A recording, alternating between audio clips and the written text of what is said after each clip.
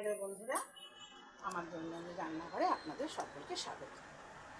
আজ কাঁচা কলা দিয়ে কিন্তু অনেক রকম রান্না করা যায়। আজকে আমি যে রান্নাটা আমি করব, যে রেসিপিটা আপনাদের দেখাবো, আপনারা কেউ হয়তো করতেও পারেন আর নাও করতে পারেন, কেননা এটা কিন্তু সম্পূর্ণ আলাদা ধরনের একটা রান্না। সময় কিন্তু বেশি লাগে না, কিন্তু জিনিসটা একটু অন্য ধরনের। এটাকে যে কোনোভাবেই আপনি কাঁচকলার কোপ্তা খেতে পারেন, এমনি বড়া করে ডালে সেটাও খেতে পারেন, সেটা খেতে ভালো লাগে। এরকম করেও খেয়ে দেখুন যে সত্যি ভালো লাগে কি না। কি আপনি মাংস মাছ এসব চিন্তা ভাবনা করবেন, এরকম যদি রান্না মাঝে মাঝে করেন, আপনারা দেখবেন সবাই, বাড়ির সবাই চেটে পুটে খেয়ে নেবেন। তো আসুন এর মূল পর্বে ফিরে যায়। এই দেখুন, এই কাঁচকলাগুলো এই যখন গোল করে চাকচাক করে করেছি, তো এগুলোকে এই একটু সামান্য থিকনেসে কিন্তু কাটবেন। দিয়ে এবার একটু আগে হলুদ জলে ভিজিয়ে রেখে দেবেন। এবার আমি এটা ছেঁকে নিচ্ছি।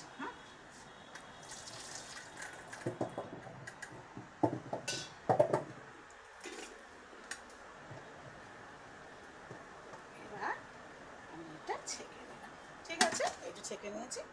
এইবার এখানে আপনার একটু শুকনো লঙ্কা, তেজপাতা, একটু ছোটো এলাচ আর আপনার কাঁচা লঙ্কা। এবার এই ঝালটা কিন্তু আপনার পরিমাণ মতো দিয়ে যেমন খাবেন সেরকম দেবেন, এতে খুব বেশি ঝালের প্রয়োজন হয় না। তো আমি আগে এই কাঁচা লঙ্কাটা এখন দিলাম না, একটু পরে দেবো। আর খেতে গেলে আগে থেকে হয়তো অসুবিধা হবে, ঝালটা বেশি হয়ে যেতে পারে। তো এটা আমি পরে অ্যাড করবো। কেন, এটা দিয়ে নিয়ে এবার এখানে সাদা তেল অবশ্যই ব্যবহার করবে,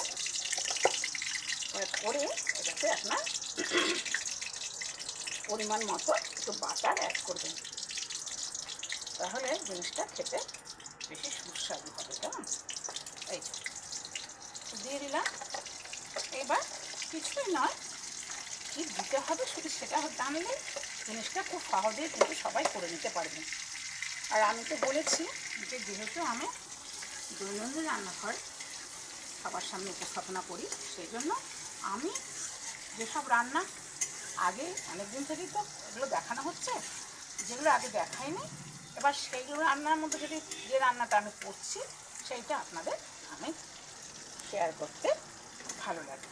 ঠিক আছে, এবার এই যে সাদা তেলের মধ্যে যদি বাটারটা দেন তাহলে কিন্তু এটা উবে যায় না। হয়ে গেল। এবার আমি এই কাঁচকলাগুলো একে একে দিয়ে সুন্দর করে একটু লাল লাল করে ভেজে নেবো। হ্যাঁ, তো আসুন আমি এগুলো ভাজতে থাকি, আবার এদিকে এর সঙ্গে আনুষঙ্গিক যেটা দেবো সেটাও আপনাদের দেখিয়ে দিচ্ছি। আচ্ছা, এই যেগুলো ভাজবেন যখন, তখন পরিমাণ মতো আমার আর কি যতটা কাঁচকলা লেগেছে আমি নিয়েছি, আপনারা একটা করবেন সেই অনুযায়ী নুনটা কিন্তু আগেই অ্যাড করে দেবেন। ঠিক আছে, এমনিতে কিন্তু আর অন্য কিচ্ছু না, আলু টালু কিচ্ছুই না। ঠিক আছে, তো এবার এটা ভালো করে ভাজা হতে থাক। এবার মশলার মধ্যে কি, এই দেখুন একটু টমেটো দিন। ঠিক আছে, আর এর মধ্যে আমি আগেও বলেছি যে আমি কাঁচকলাতে আদাটা দিই না। বলে না আদায় কাঁচকলায়, কাঁচকলাতে আদাটা ঠিক যায় না। এবার ধরুন পরিমাণ মতো জিরে গুঁড়ো, যারা বাটা দেবেন বাটা দিতেই পারেন, খুব ভালো কথা, আর না হলে গুঁড়ো। তো আর ধনে গুঁড়ো। আর যদি আপনি এটা একটু সাদা সাদা টাইপের খেতে চান তাহলে হলুদ দেবেন না, আর যদি মনে করেন যে না আমি একটু রং করেই খাবো তাহলে হলুদ দিতে পারেন। তো আমি হলুদ দিচ্ছি, আপনি যেমন বুঝবেন তেমন, বেশি না, বেশি দিলে কিন্তু আবার দেখতে ভালো লাগবে না।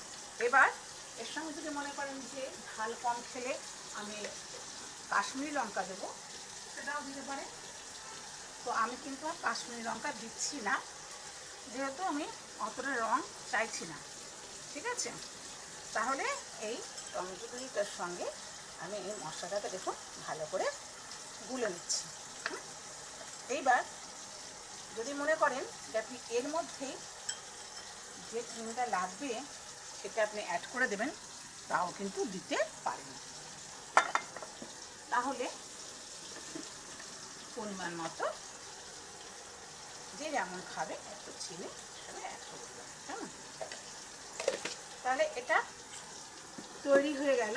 তাহলে এবার আমার কাঁচকলাটা ভাজার অপেক্ষা।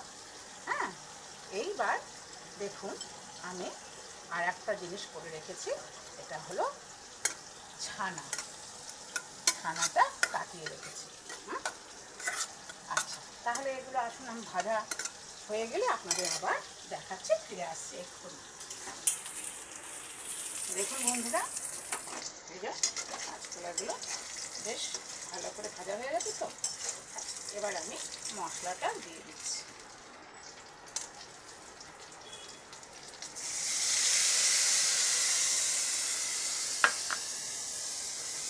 এবার মশলাটা দিয়ে একটু ভালো করে কষে নিতে হবে, কেমন? একটু ভালো করে কষে নিলে কি হবে, মশলাটা বেশ গায়ে ঢুকে যাবে। একদম সুন্দরভাবে মিশে যাবে।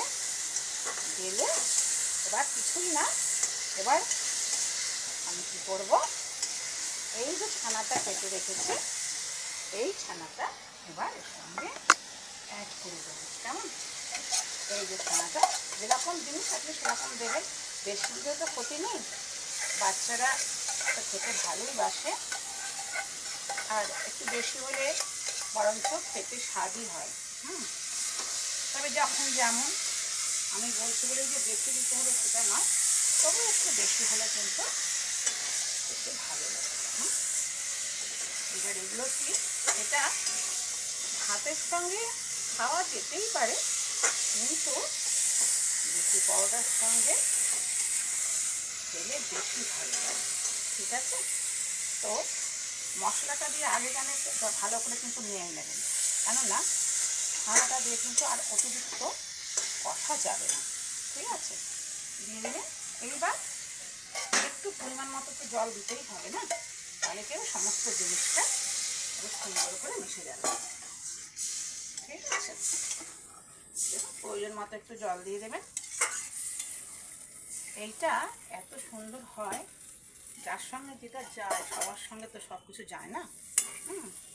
এটার সঙ্গে বলতে পারতাম পনির, যদি একান্ত না থাকে দিতে পারেন, তবে ছানাটা দিলেই বেশি খেতে ভালো হবে, অপূর্ব লাগবে খেতে। তবে কিন্তু এই কাঁচকলাটা আগে কিন্তু খুব ভালো করে ভেজে নেবেন। হ্যাঁ, আপনি যদি মনে করেন আমি কম তেল বা মানে বাটার খাবো, তো একটু রয়ে বসে করবেন, ঢাকা দিয়ে দিয়ে একটু ভালো করে লাল লাল করে ভেজে নেবেন। এবার দেখুন, সবসময় তো জানেন নিরামিষ তরকারিতে কিন্তু একটু ঘিটি না পড়লে না খেতে ভালো হয় না। তো এইবার কম বেশি তো একটা ব্যাপার থেকে যায়, সেটা আপনি যেমন খুশি করতে পারেন। তো এটাকে সম্পূর্ণরূপে এর সঙ্গে মিক্সড হতে মানে আপনার যতটা প্রয়োজন, জিনিসটা ততটা তো একটু জল দিয়ে দিলেন। এবার এটা ভালো করে ফুটে একটু মাখা মাখা হয়ে গেলে তারপরে কিন্তু একটু ঘি, গরম মশলা দিয়ে নামিয়ে নেবেন। তারপর দেখবেন পরিবেশন করলে কত আপনি নাম পাবেন। বাড়ির লোকরা তো খাবেই, বাইরের লোককেও কিন্তু আপনি গেস্টগুলো কিন্তু খাওয়াতে পারেন। তো জানি না আপনাদের কাছে এটা ভালো লাগলো কি না। যদি ভালো লাগে তাহলে কমেন্ট করবেন, শেয়ার করবেন, আর দয়া করে সাবস্ক্রাইব যদি করেন, তাহলে কিন্তু আমার এই রান্না সবার আগে আপনার কাছে পৌঁছে যাবে। তো যেটা আপনার পাবে, হ্যাঁ, যদি অবশ্য ভালো লাগে, জোরের কিছু নেই। তো এইগুলো আমি আজকের ভিডিও শেষ করছি। তো দাঁড়ান, একটুখানি অপেক্ষা করুন। এবার আমি ওপর থেকে এই কাঁচা লঙ্কা দিয়ে দিলাম আর একটু ঘি অ্যাড করবো, কেমন? সামান্য একটু ঘি অ্যাড করবো,